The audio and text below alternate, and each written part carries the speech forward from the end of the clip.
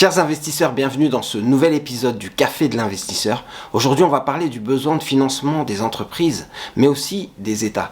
En fait, quand les entreprises se développent, elles ont besoin de faire appel à de la dette, donc elles émettent de la dette. Et c'est pareil pour les États. Bon, c'est pas une question de développement, mais les États ont besoin aussi d'émettre de la dette pour pouvoir financer en fait ce qu'ils vont faire, donc que ce soit des travaux ou que ce soit des politiques monétaires ou budgétaires. Tout ce que les États ont prévu de faire, il faut le financer. Et alors, qu'est-ce qui se passe? Ces organismes émettent de la dette. Et la dette, c'est des montants de dette. Donc, ils vont recevoir de l'argent en contrepartie.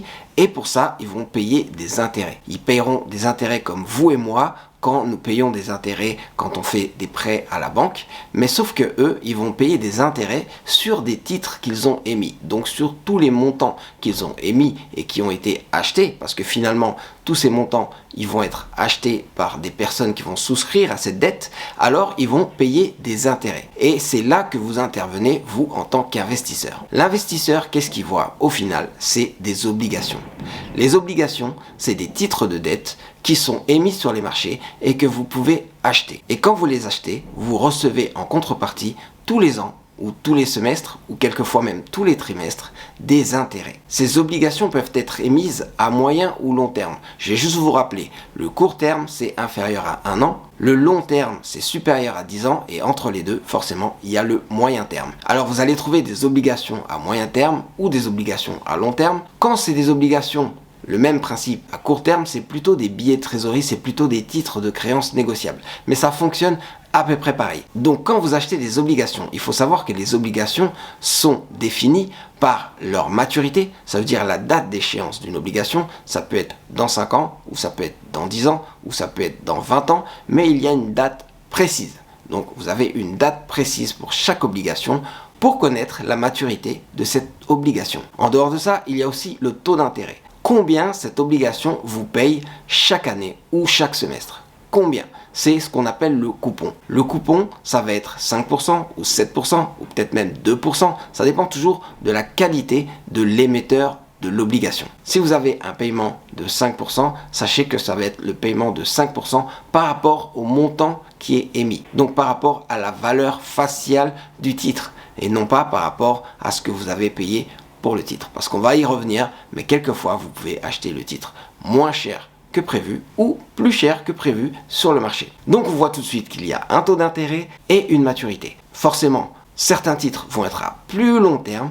Quand vous avez un émetteur de bonne qualité, ce n'est pas dérangeant d'avoir un titre à très très long terme. C'est ce que font les États le plus souvent.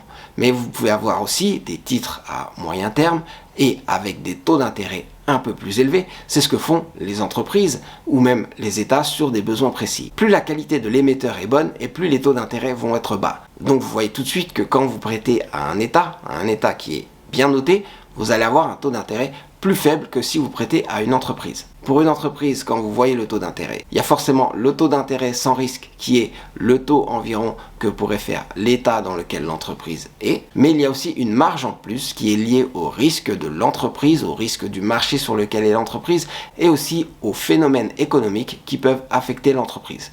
Donc l'entreprise aura des taux d'intérêt plus élevés. Ça peut faire plus de revenus, mais bien sûr, il y a plus de risques. Donc vous devez mesurer le risque que vous êtes prêt à prendre pour ce type d'opération. L'obligation va donc vous payer des intérêts jusqu'à la fin. Sachez que pour une obligation, la valorisation d'une obligation est mathématique. Vous pouvez trouver la valeur d'une obligation à n'importe quel moment quand vous voulez. Mais ça ne va pas être la même valeur que ce que vous allez trouver sur le marché. C'est pour ça qu'il y a un arbitrage à faire, c'est pour ça qu'il y a des opérations qui peuvent être intéressantes. Certaines fois sur le marché, des obligations dont personne ne veut vont coûter moins cher que ce qu'elles valent réellement. Ce qu'elles valent réellement, c'est déterminé mathématiquement par rapport aux intérêts qu'elle va payer. Dans d'autres cas, il y a des obligations que beaucoup d'investisseurs vont chercher et dans ce cas, elles vont valoir un peu plus que ce qu'elles valent mathématiquement. Mais c'est pas pour ça que c'est des mauvaises affaires, c'est juste que en fonction des taux d'intérêt qu'on constate sur les marchés, vous pouvez quand même prendre ces obligations